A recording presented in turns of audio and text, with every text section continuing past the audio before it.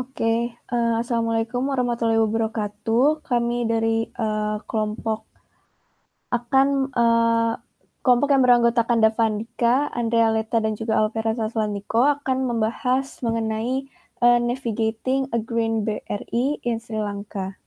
Oke, langsung aja, next slide. Oke, untuk pertama kita mulai dari introduction. Jadi dalam beberapa tahun terakhir ini, China's Belt and Road Initiative atau BRI telah mendorong secara signifikan investasi dalam infrastruktur domestik di Sri Lanka. Nah, era terbaru Cina, yaitu hubungan ekonomi bilateral dengan Sri Lanka sebelum BRI, itu sebenarnya udah dimulai juga nih dari tahun 2005 dalam bentuk bantuan pembangunan dan investasi infrastruktur. Lalu semenjak saat itu, Cina ini telah berkembang nih menjadi investor asing terbesar di Sri Lanka, yaitu pada tahun 2017. Dengan perkiraan total nilai investasi lebih dari 5 miliar US dollar. Nah, kemudian Cina juga berinvestasi nih dalam beberapa proyek infrastruktur skala besar di Sri Lanka, termasuk di pelabuhan laut, pembangkit listrik tenaga batubara, Bandara Matala, Jalan Tol Kolombo, Katunayake, juga proyek pembangunan bendungan dan juga Jalan Tol Selatan. Nah, posisi geografis Sri Lanka ini tuh yaitu di pusat jalur pelayaran yang menghubungkan Asia Timur dan juga Asia Tenggara, bahkan sampai ke Eropa, Timur Tengah, dan Afrika. Sehingga posisi geografis ini tuh memberikan kesempatan yang sangat besar bagi negara kepulauan untuk bisa berkembang sebagai pusat perdagangan di Laut India, baik positif maupun negatif. Jadi dampaknya itu macam-macam ya, ada positif dan negatif bagi kota-kota di sekitarnya dan juga wilayah sekitar yang lebih luas. Nah, dampak paling positifnya itu berasal dari hasil ekonomi, terutama pada perluasan peluang pasar bagi perusahaan nasional dan juga internasional. Dampak positifnya itu juga ada penciptaan lapangan kerja lokal. Namun, dengan adanya dampak positif tentu ada dampak negatif juga, yang terutama berasal dari degradasi lingkungan dan polusi yang terkait dengan industri pelabuhan dan juga perkapalan. Boleh di next slide? Oke, untuk bagian selanjutnya saya akan menjelaskan. Jadi penjelasannya itu mengenai Green BRI-nya ini yang akan dilakukan oleh Cina atau One Belt One Road yang hijau. Jadi One Belt One Road ini merupakan suatu konsep yang membayangkan investasi dalam hubungan perdagangan, pembangunan infrastruktur dan bentuk utama konektivitas ekonomi lainnya. Nah, program BRI ini diperkirakan dapat akan menjangkau lebih dari 60 negara dan mencapai 62% dari populasi yang ada di dunia. BRI juga memiliki dua fokus, yaitu Belt yang berfokus di darat dan Road yang berfokus di maritim. Lalu mengingat jangkauan geografis dan skala keuangannya yang belum pernah terjadi sebelumnya, BRI ini memiliki potensi untuk memainkan peran utama dalam praktik internasional green infrastructure development. Nah, hal ini juga sangat relevan dan berpotensi menguntungkan bagi negara berkembang yang menerima investasi BRI, termasuk Sri Lanka yang akan kelompok kami bahas. Lalu selanjutnya mengenai visi dan rencana aksi si BRI ini, sebelumnya itu sudah pernah dinyatakan oleh Presiden Xi Jinping yang mendukung untuk melakukan Green BRI, di mana Green BRI ini mencakup konstruksi dan manajemen operasi infrastruktur rendah karbon. Selain itu, terdapat juga filosofi dari Green BRI ini, yaitu filosofi peradaban ekologis, yang mana tujuannya untuk mencapai pembangunan berkelanjutan yang mencakup tujuan seperti efisiensi sumber daya dan perlindungan lingkungan. Nah, filosofi tersebut juga merupakan salah satu tujuan Cina untuk mempromosikan perlindungan lingkungan melalui BRI yang bertumbuh pada kepentingan bersama dan tanggung jawab bersama dengan host country serta mempromosikan win-win skenario. Nah, tapi ada dilema dari Green BRI ini, di mana implementasi dari Green BRI ini justru beragam. Karena seperti yang diketahui, yang dibahas oleh buku ini, Cina telah berinvestasi dalam 240 proyek pembangkit listrik tenaga batubara, mulai dari tahun 2001 sampai tahun 2016, di mana banyak negara yang terlibat seperti Indonesia, Mongolia, Vietnam, bahkan Sri Lanka. Nah, negara-negara yang sudah yang terjalin dengan BRI ini, termasuk Cina sendiri, justru mengkonsumsi lebih dari 70% batu bara di dunia, dan investasi baru di bidang ini hanya akan meningkatkan emisi karbon serta menambah polusi udara serta perubahan iklim. Di Sri Lanka sendiri, banyak kritikus yang sudah menyerang pembangkit listrik tenaga batu bara yang namanya itu Lakvijaya, dan pembangkit listrik ini didanai oleh China karena beroperasi tanpa izin lingkungan yang diperlukan dan tanpa peralatan dasar yang akan mengurangi emisi berbahaya yang disebabkan oleh listrik, yang mana sumbernya itu dari sumber energinya itu dari tenaga batu bara. Sekian penjelasan saya, akan dilanjutkan oleh Andre lagi. Oke, baik. Untuk selanjutnya ada Global Standards and Mechanism for Green Port Operation. Jadi ada beberapa standar internasional untuk operasi penghijauan pelabuhan yang dapat dipelajari dan juga ditiru oleh Sri Lanka di lingkungan domestik. Nah, kebijakan pelabuhan hijau ini melibatkan penggunaan sumber energi terbarukan, teknik pengolahan limbah, dan juga teknik untuk mengurangi polusi udara dan air dalam operasi pelabuhan. Boleh di next slide. Oke, yang pertama ada International Standards. Jadi, International Maritime Organization atau IMO ini bertanggung jawab untuk serangkaian tindakan untuk mencegah dan mengendalikan polusi di industri perkapalan, dan juga untuk mengurangi kerusakan yang disebabkan oleh kecelakaan dan operasi maritim. IMO ini bekerja untuk mengurangi emisi gas rumah kaca dari kapal dengan menetapkan berbagai kebijakan internasional dan juga pedoman pengurangan pencemaran udara.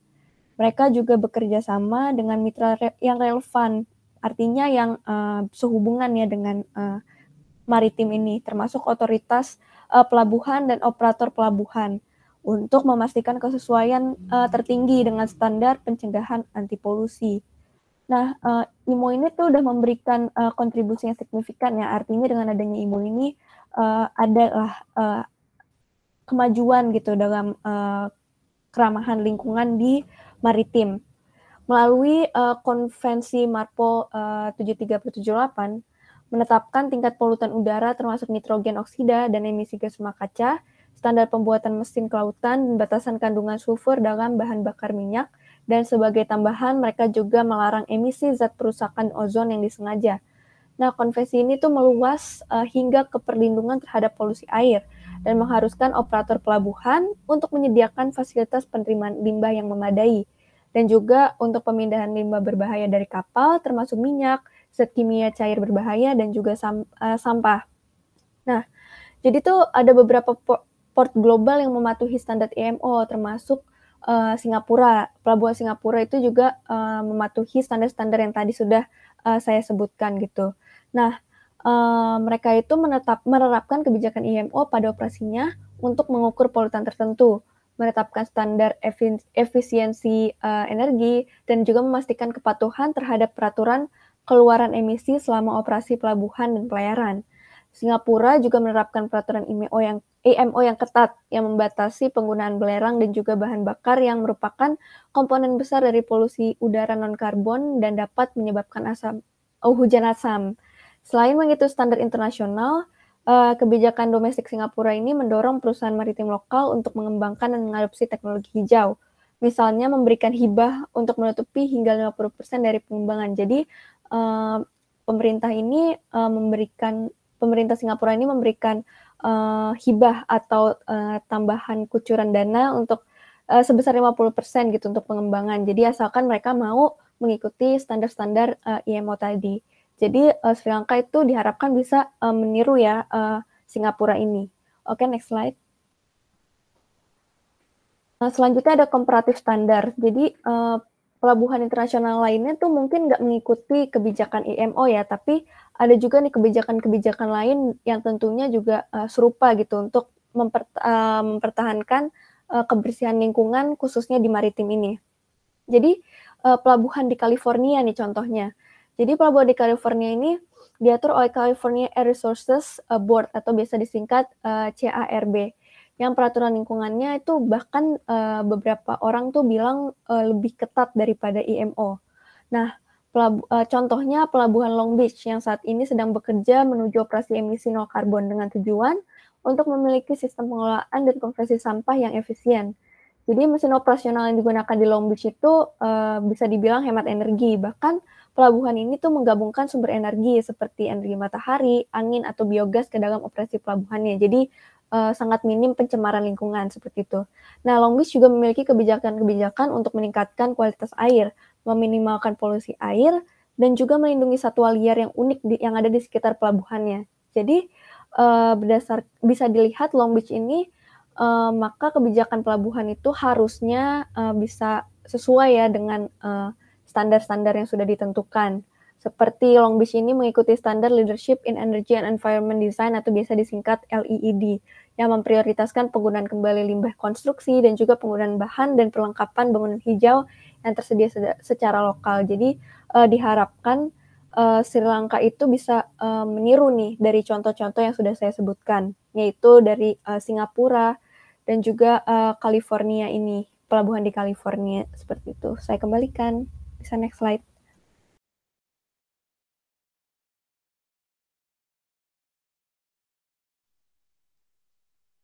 Selanjutnya mengenai bagaimana Belt Road Initiative ini diterapkan di Sri Lanka.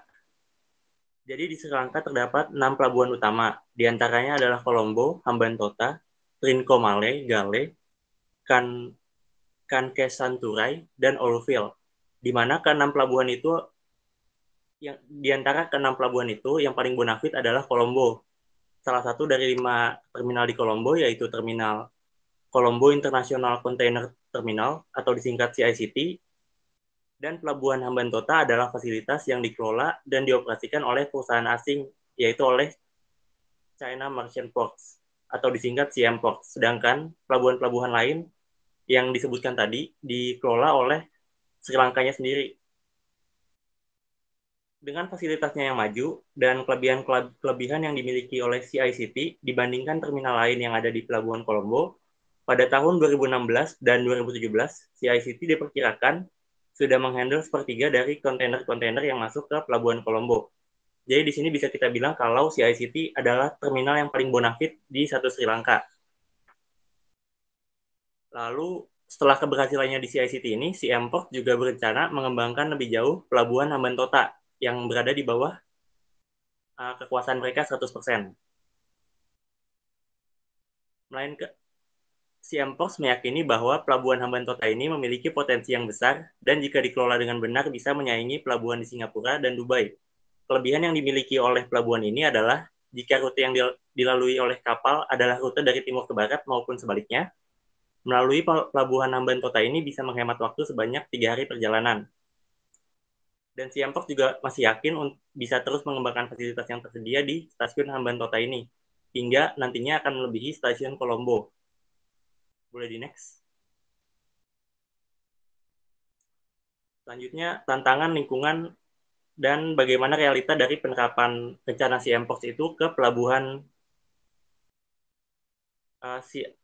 Hambantota dan terminal CICT. Jadi dampak dari keberadaan pelabuhan terhadap lingkungan laut cenderung lebih banyak negatifnya. Berkaitan dengan lokasi di mana pelabuhan tersebut dibangun, operasi yang dilakukan setiap harinya, serta pembangunan atau pengembangan fasilitas-fasilitas pelabuhan yang secara langsung maupun tidak langsung akan mempengaruhi struktur lingkungan perairan sekitar.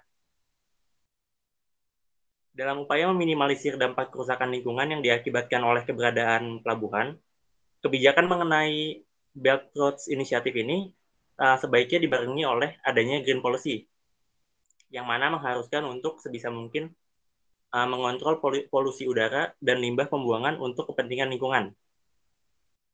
Green policy ini diterapkan oleh Siampok di Colombo lebih tepatnya di CICT yang berada di bawah kekuasaan mereka itu, melalui pembuatan beberapa kebijakan anti polusi serta pengaplikasian teknologi-teknologi low karbon.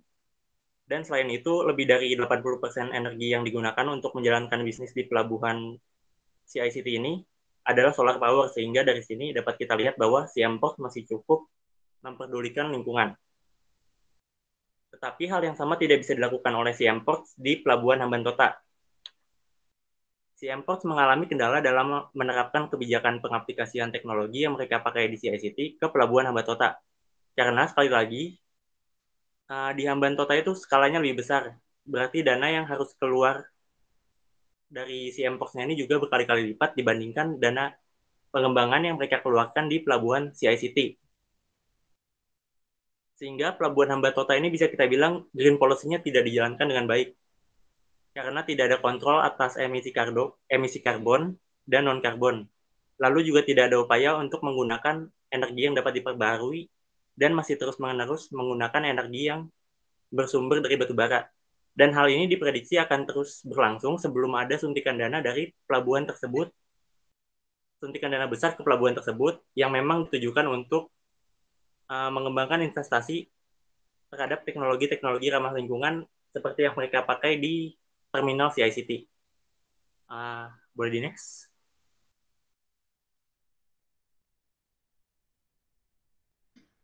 Baik, untuk selanjutnya, bagian selanjutnya akan saya jelaskan, yaitu mengenai tantangan dan pilihan yang bisa dilakukan oleh Sri Lanka mengenai kasus yang dihadapi, yang sudah dijelaskan sebelumnya oleh teman-teman saya juga. Nah, mengenai tantangan pertamanya itu adalah dari program BRI ini, Cina belum rilis pedoman menyeluruh untuk menghijaukan investasi BRI. Nah, implementasi dari kebijakan hijau saat ini yang terjadi yaitu berdasarkan operator individu tetapi tanpa visi BRI hijau secara keseluruhan.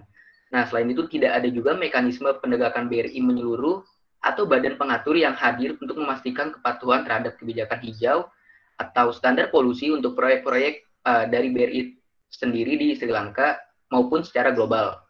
Lalu untuk tantangan keduanya yaitu adalah tujuan dari ekonomi BRI ini yang mungkin berbenturan dengan retorika hijau. Sejak awal, BRI sendiri ini sebenarnya dirancang untuk menyerap kelebihan kapasitas di industri dalam negeri Cina, khususnya itu pada produksi baja dan semen. Nah, kedua produksi ini, baik baja atau semen, merupakan industri berat yang padat akan karbon serta polusi. Dan BRI sendiri hanya dapat meningkatkan ketergantungan pada industri pencemar yang hal tersebut menimbulkan kekhawatiran jangka panjang dan serius terhadap lingkungan. Lalu untuk tantangan selanjutnya yaitu dari Sri Lankanya sendiri. Sri Lanka sendiri dan juga negara-negara lain yang menjadi penerima BRI sebenarnya juga masih banyak yang belum memiliki undang-undang lingkungan nasional yang kuat dan penerapan, kalaupun ada penerapannya itu cukup longgar karena belum adanya kapasitas kelembagaan atau bisa dibilang kapasitas dari kelembagaan ini masih lemah dan tata kelolanya buruk. Lalu bagaimana pilihan-pilihan atau bagaimana langkah dari Sri Lanka untuk mengatasi tersebut? Ada beberapa pilihan yang diambil dari buku ini, yaitu yang pertama Sri Lanka itu harus bergerak menuju penggunaan standar dan peraturan internasional dalam operasi pelabuhan laut. Selain itu, Sri Lanka juga harus mengumpulkan serta mempublikasikan data yang berkaitan dengan tingkat polusi udara dan air, emisi karbon dan non-karbon, serta sumber energi dan listrik yang digunakan di pelabuhan. Lalu untuk yang kedua, Sri Lanka juga harus memastikan bahwa AMDAL yang dilakukan oleh Sri Lanka ini harus independen serta transparan sebelum dilakukan pembangunan infrastruktur berskala besar. Lalu untuk langkah selanjutnya yaitu Sri Lanka juga harus memastikan bahwa kebijakan yang ada ini sejatinya bisa membuat Sri Lanka memperoleh keahlian teknis untuk institusi domestiknya dan bisa juga membangun kapasitas serta mengembangkan tenaga kerja terampil ketika memperoleh investasi asing. Selain itu, dalam memprioritaskan investasi dalam green teknologi di pelabuhan dan memastikan bahwa investor asing ini mematuhi standar internasional, termasuk standar yang ditetapkan oleh IMO. Karena hal-hal tersebut nantinya akan menguntungkan Sri Lanka dalam jangka panjang. Sekian mengenai penjelasan dari saya. Untuk bagian selanjutnya akan dijelaskan oleh Niko. Silakan.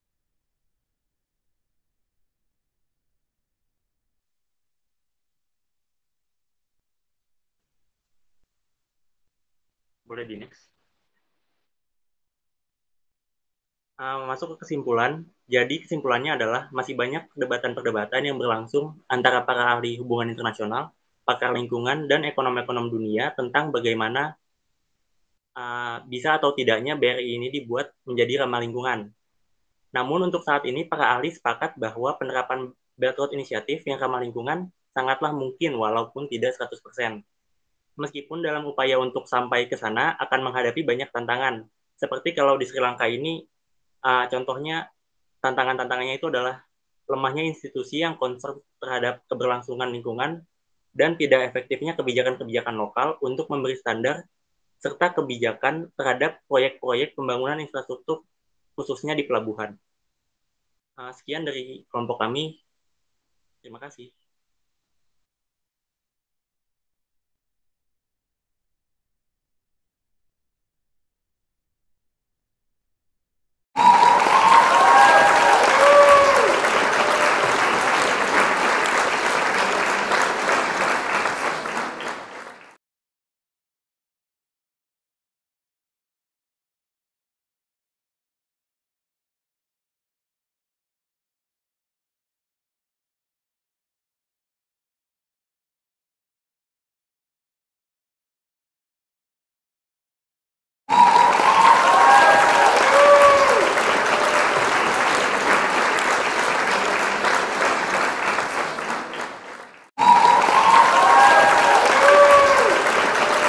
Assalamualaikum warahmatullahi wabarakatuh. Perkenalkan, nama saya Nuraisha Abad Putri dan teman saya. Saya Dia Ahmad Ilmisani. Kami dari kelompok 16, kami akan mereview buku Silk Road to Belt Road di bab 16 yang berjudul One Belt One Road Project as a Driving Force for Holistic Development of Eurasian Region Challenge to Bangladesh.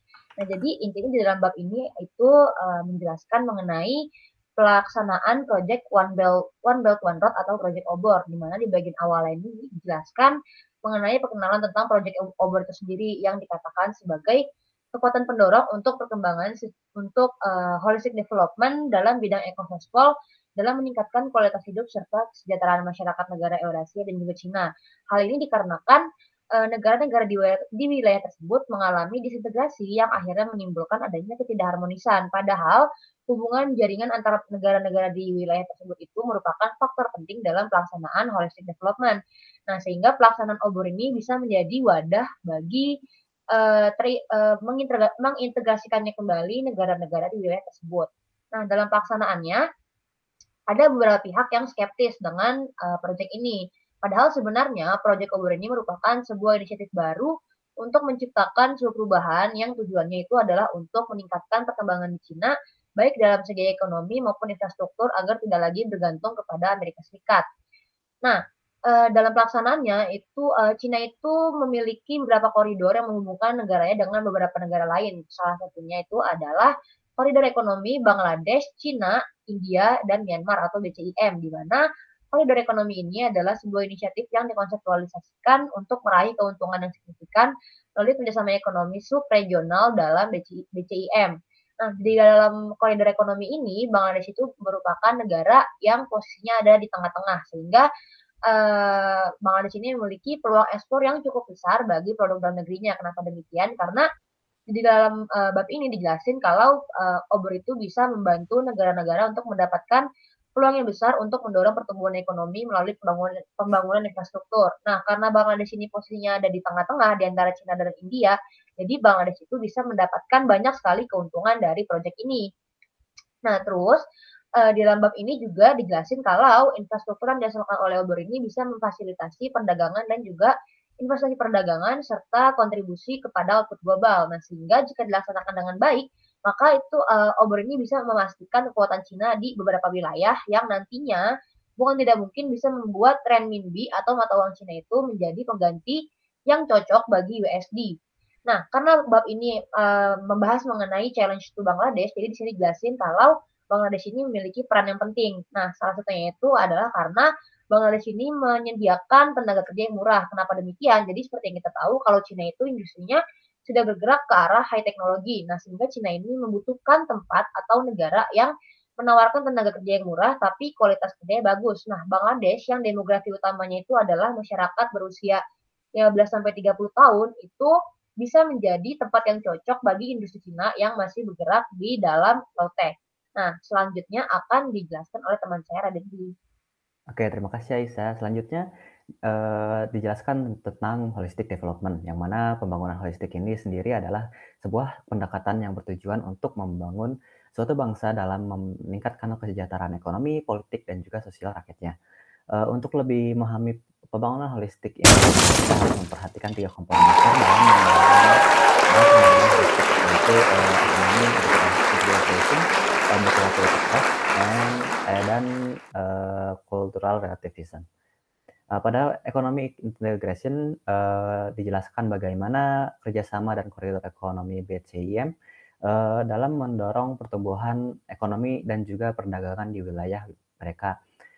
Hal ini dikarenakan fasilitas transportasi yang banyak dan diminimalisirnya hambatan dalam keluar masuknya barang dan jasa. Ini memastikan akses pasar yang lebih besar dan juga meningkatkan perdagangan multilateral. Pada politik trust dijelaskan tentang bagaimana forum BCIM yang sangat penting terhadap keberlangsungan kerjasama kawasan ini. Selain itu, forum ini dilaksanakan dengan diskusi pemerintah antar pemerintah, yang mana hal ini akan meningkatkan rasa saling percaya antara satu negara dengan negara anggota lainnya. Yang mana forum-forum ini menjadi salah satu faktor pendukung pembangunan berkelanjutan di kawasan ini. Pada cultural relativism dijelaskan bahwa tidak adanya diskriminasi antara negara-negara anggota BCIM dikarenakan mereka berpendapat bahwa keyakinan agama, etnis, estetika, dan politik sepenuhnya relatif terhadap individu dalam identitas budaya. Yang mana kebiasaan ini akan menghindari kita terhadap konflik budaya atau etnosentrisme yang dapat menyebabkan penilaian negatif terhadap perilaku kelompok atau masyarakat. Obor di India masih belum mendapatkan dukungan inisiatifnya dikarenakan pembuat kebijakan di India yang masih belum menyetujuinya. Hal ini dikarenakan adanya Cina Pakistan koridor, yang mana adanya ketidaksetujuan India atas koridor ekonomi tersebut dikarenakan dalam melakukan perpindahan barang atau jasa, mereka akan melewati wilayah klaim India yaitu Kashmir. Dalam proyek obor ini, Bangladesh harus menghadapi tantangan, yaitu pertama, perekonomian dari Bangladesh sendiri yang masih belum bisa dipercaya. Kedua, persaingan India-Cina tentang CPIC yang berpotensi membahayakan prospek Bangladesh. Ketiga, ketidakterlibatan Jepang dan India dalam obor menjadikan pertimbangan Bangladesh untuk keterlibatannya di obor. Keempat, Bangladesh akan kurang mendapatkan manfaat dari obor. Kelima, pinjaman kredit komersial yang diberikan Cina bisa menjadi sangat mahal. Keenam, Bangladesh harus berhati-hati dalam mendukung India atau Cina. Ketujuh, pengungsi Rohingya menjadi penghambat. Yang terakhir, ikatan kuat antara India dan negara-negara ASEAN menjadi penghambat proyek obor itu sendiri. Oke, sekian dari kelompok kami. Bila kurang kita mohon maaf. Assalamualaikum warahmatullahi wabarakatuh.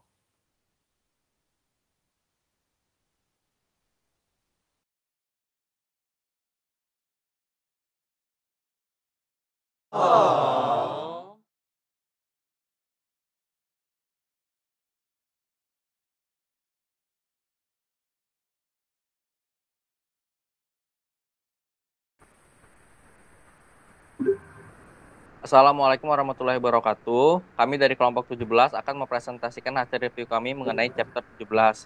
Kami terdiri dari saya sendiri, M. Agung, dan rekan saya, Aska Khaleda. Untuk mempersingkat waktu, teman saya, Aska, akan memulai presentasi. Oke, terima kasih Agung. Jadi di dalam chapter 17 ini, di awal chapternya kita penulis jurnal membahas tentang apa itu SERB dan apa itu BRI. Kalau SERB sendiri itu adalah the Silk Road Economic Belt, sedangkan BRI ini adalah Belt and Road Initiative. SERB itu bagian dari program yang disiasati oleh Perdana Menteri Cina yang akhirnya Kazakhstan ini join karena Kazakhstan ingin menghilangkan ketergantungannya mereka kepada penjual minyak negaranya. Mereka berharap dengan mereka bergabung pada SERB ini, menjadi bagian dari mereka ini, mereka bakal mendapatkan perkembangan dari sisi ekonominya dan tidak lagi bergantung kepada minyaknya. Lalu pada 2014, Presidennya Kazakhstan ini punya program nasional namanya Nurlizol, yang tujuannya adalah untuk melepaskan ketergantungan mereka dari minyak Dan cara bekerja program ini adalah dengan memberikan izin penuh untuk bergabung ke BRI, dan akhirnya ini mendapatkan reaksi sangat positif dari Tiongkok. Tapi dari reaksi positif ini, pada akhirnya itu akan selalu ada sisi positif dan negatif kan. Nah, dari sisi positifnya kita bisa melihat bahwa Kazakhstan ini menjadi lebih maju dalam sektor ekonominya dan menjadikan negara tersebut menjadi pusat logistik, pusat transit untuk berbagai negara.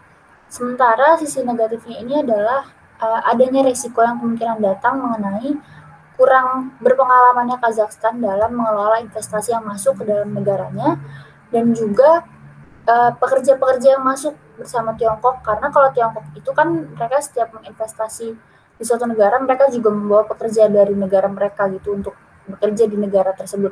Nah, resiko-resiko ini perlu ditanggulangi, perlu diantisipasi oleh pemerintah Kazakhstan dengan cara mereka membuat evaluasi mengenai segala program yang akan dilakukan oleh Kazakhstan di BRI ini. Dan evaluasi ini nantinya akan dijadikan cara untuk Kazakhstan supaya mereka bisa memahami apa yang perlu mereka lakukan dan apa yang tidak perlu dilakukan, dan apa yang perlu dihindari supaya efek sampingnya itu tidak menjadi bumerang kepada negara mereka sendiri. Selanjutnya boleh dilanjutkan oleh Agung. Ya, terima kasih Aska. Saya akan menjelaskan lebih detail apa yang tadi sudah Aska jelaskan. Jadi, jika dilihat dari geografinya, Kazakhstan ini terletak di posisi yang sangat strategis, di mana negara ini menghubungkan dua benua besar dan dua perdagangan besar, yaitu benua Asia dan juga benua Eropa. Nah, bayangkan apabila Kazakhstan menjadi jembatan penghubung yang menghubungkan antara dua benua besar ini, maka Kazakhstan akan mendapatkan surplus atau keuntungan yang sangat luar biasa banyak. Nah, untuk menopang kepentingan Kazakhstan untuk menjadi salah satu transit tujuan perdagangan internasional, maka pemerintah Kazakhstan mengeluarkan sebuah program yang bernama Nurlizol. Nah, Nurlizol ini adalah program pembangunan mega infrastruktur khususnya di bidang transportasi dan juga industri yang mengeluarkan dana sampai ratusan miliar dolar guna menopang pembangunan infrastruktur di bidang transportasi dan juga industri di Kazakhstan. Nah, program Nurlizol ini sejalan dengan program SRB yang dibuat oleh pemerintah Tiongkok, yaitu pemerintah Tiongkok berambisi untuk membuat jalur sutra baru melalui program BRI dan juga SRB-nya. Nah, program SRB ini secara tidak langsung sangat menguntungkan pemerintah Kazakhstan. Untuk itu, pemerintah Kazakhstan membuka pintu agar pemerintah Tiongkok dapat melakukan investasi dan juga sebagai kreditur melalui program SRB-nya. Jadi kolaborasi antara program Nurlizol dan SRB ini dapat menguntungkan kedua negara, khususnya Tiongkok dan juga Kazakhstan, untuk menjadi negara transit dunia. Karena apabila Kazakhstan berhasil menjadi negara transit dunia, maka akan sangat menguntungkan Tiongkok untuk mengantarkan ekspor mereka, ekonomi mereka menuju ke benua Eropa. Di sisi lain, pemerintah Tiongkok tidak hanya membantu pemerintah Kazakhstan di bidang infrastruktur saja, tapi mereka juga membantu pemerintah Kazakhstan seperti merelokasi 51 pabriknya yang awalnya ada di Tiongkok dan akhirnya beroperasi di Kazakhstan. Selanjutnya, mereka juga melakukan transfer ilmu pengetahuan dan teknologi guna meningkatkan sumber daya manusia dan kualitas pekerja yang ada di Kazakhstan. Dan terakhir, pemerintah Tiongkok melalui perusahaan asal mereka yang beroperasi di Hong Kong, yaitu The Hong Kong Financial Group, mereka memberikan bantuan dana agar pemerintah Kazakhstan dapat mengekspor produk agrikultur yang berstandar internasional hingga bisa menembus pasar Tiongkok. Nah, di samping keuntungan-keuntungan yang tadi saya jelaskan, keterlibatan pemerintah Tiongkok dalam urusan pembangunan di Kazakhstan tentunya memberikan resiko sendiri. Seharusnya pemerintah Kazakhstan tidak hanya melihat keuntungan jangka pendek saja, tapi juga harus melihat resiko yang akan mereka hadapi di jangka panjang di suatu hari nanti. Nah, seperti adanya pengangguran akibat kita tahu bahwasannya Kazakhstan merupakan negara dunia ketiga yang minim dengan standarisasi atau kapabilitas pekerja yang tinggi. Sehingga pasti tentunya pabrik-pabrik yang ada di Kazakhstan yang berasal dari Cina ini membutuhkan tenaga yang berspesifikasi tinggi. Sehingga akan membuat persaingan antara pekerja lokal dan pekerja asal Tiongkok nantinya. Kedua, kita tahu bahwasannya jika kehadiran puluhan pabrik asal Tiongkok di Kazakhstan ini pasti akan mengakibatkan pencemaran lingkungan. seperti pencemaran udara, air, dan juga tanah, serta kerusakan lingkungan lainnya. Demikian yang dapat saya sampaikan dan rekan saya. Kurang lebihnya mohon maaf. Wassalamualaikum warahmatullahi wabarakatuh. Terima kasih.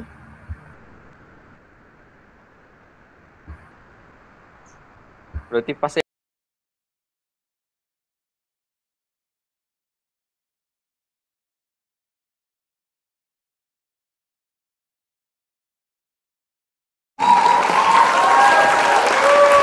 Assalamualaikum warahmatullahi wabarakatuh. Kami dari kelompok 18 ingin membahas mengenai konektivitas perdagangan Kamboja Cina, mengevaluasi kembali pola perdagangan dan kendalanya.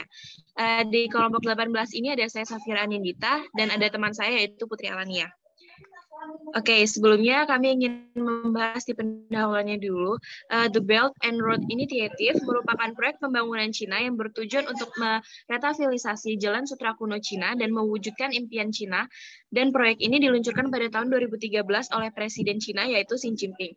Dengan adanya proyek ini, The Belt and Road Initiative berdampak pada aspek interkonektivitas. Salah satunya konektivitas perdagangan. Nah, dengan adanya proyek ini, menjadi peluang bagi Kamboja untuk mengambil bagian dan mengambil keuntungan dalam menarik lebih banyak foreign direct investment. Tidak hanya itu saja, dalam proyek ini kebijakan eksternal atau kebijakan yang berorientasi keluar memiliki dampak yang lebih baik terhadap kinerja ekonomi negara berkembang dan negara maju dibandingkan dengan kebijakan yang berorientasi ke dalam jangka panjang.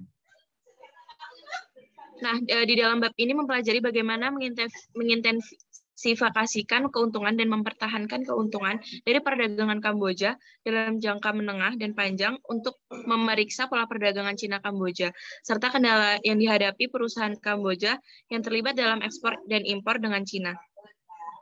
Kita masuk dalam landasan teori pola perdagangan.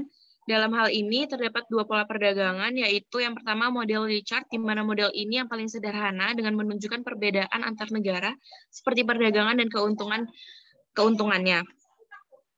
Nah, yang kedua ini ada model Hacker-Ohlin, di mana keuntungan dalam Hacker-Ohlin ini komparatif dibedakan dengan faktor negara atau nasionalnya, di mana dalam hal ini negara yang memiliki faktor yang berlimpah atau sumber daya yang berlimpah akan memiliki mengekspor barang dengan memiliki kebutuhan produksi yang intensif. Nah, kedua teori ini menjelaskan perbedaan, tapi kedua teori ini memiliki tujuan yang sama, yaitu keuntungan negara pengimpor dan pengekspor karena adanya keuntungan sumber daya sehingga dapat mencapai tingkat konsumsi yang lebih tinggi. Masuk ke dalam metodologi penelitian. Dalam penelitian World Integrated Trade Solution disediakan oleh Bank Dunia dapat mengetahui pola perdagangan yang terinvestigasi dan disinvestigasi melalui analisis data deskriptif terhadap data-data sekunder yang telah dikumpulkan. Nah, kalau misalkan ke dalam Trade Complement Index ini didefinisikan sama dengan volume perdagangan, di mana agar volume perdagangan mengalami peningkatan yang setara dengan tingkat komplementernya. Masuk ke dalam pola perdagangan Kamboja dengan Cina akan dibahas oleh Putri Alania. Baik, terima kasih Safira. Jadi pola perdagangan Kamboja dan Cina ini merupakan pola perdagangan yang intim antara kedua negara. Namun menurut analisis TCI, mereka mengemukakan bahwa pola perdagangan Cina dan Tiongkok ini masih ditemukan berbagai kekurangan dan juga koreksi. Misalnya saja pada kedua pola perdagangan ini masih terdapatnya langkah yang lebih ekspansi dari tindakan Cina. Maksudnya adalah Kamboja mengalami defisit ekspor dan juga menurunnya produktivitas dibandingkan Cina. Nah, selain itu, menurut analisis SWOT, pola perdagangan ini mengemukakan adanya kelebihan, kelemahan, dan juga peluang. Pada kelemahan yang dikemukakan menurut analisis SWOT ini, terdapatnya biaya tenaga kerja yang rendah, kemudian prosedural kepabeanan yang berbelit-belit, dan juga kemajuan teknologi Kamboja yang belum dapat menyaingi atau menandingi kemajuan teknologi Cina. Namun di sisi lain terdapat juga keunggulan dari arus pola kerjasama antara Kamboja dengan Cina. Misalnya pariwisata dapat dijadikan sektor utama sebagai sektor potensial yang perlu dipromosikan secara besar-besaran ke negara Cina. Sebab Cina telah mengadopsi pendekatan yang mendorong rakyatnya untuk melakukan migrasi ke negara lain, tidak hanya untuk tujuan pariwisata semata, akan tetapi juga dapat dijadikan tujuan investasi kependudukan. Selain itu, stabilitas makroekonomi dan perpolitikan yang sehat akan menarik lebih banyak investasi asing masuk ke dalam Kamboja, terutama para investor Cina. Nah, dari kelebihan dan kelemahan tersebut ada juga ancaman menurut analisis SWOT ini. Ancaman yang dikemukakan antara lain membatasi kegiatan ekspor ke Cina dan mitra dagang lainnya juga dapat membuat Kamboja semakin riskan terhadap guncangan atau krisis eksternal. Dan yang terakhir adalah depresiasi mata uang pesaing ekspor utama Kamboja relatif berpacu terhadap euro dan USD. Ini dapat berpotensi terjadinya depresiasi mata uang di dalam internal Kamboja itu sendiri. Nah, dari segala kelemahan, kekurangan, dan juga ancaman, maka pada buku ini dikemukakan rekomendasi kebijakan yang dapat mengantisipasi atau mendorong konektivitas perdagangan antara Cina dan Kamboja semakin lebih baik. Misalnya yang pertama, Kamboja harus mendorong lebih intensifikasi ekspor ke Cina untuk meningkatkan neraca perdagangannya. Dengan demikian, Kamboja akan menjadi negara yang dapat merich pertumbuhan domestik secara lebih mudah. Yang kedua, Kamboja harus mengambil keuntungan dari sektor perdagangan yang berkembang saat ini, baik dalam kegiatan impor dan juga ekspor. Dengan kata lain, Kamboja juga harus memperbaiki sistem teknologi dan juga kebijakan perdagangan dengan Cina. Dan yang ketiga, mungkin Kamboja bisa dapat melakukan rebranding atau promosi besar-besaran untuk memanfaatkan sektor pariwisata negaranya ke rakyat Tiongkok.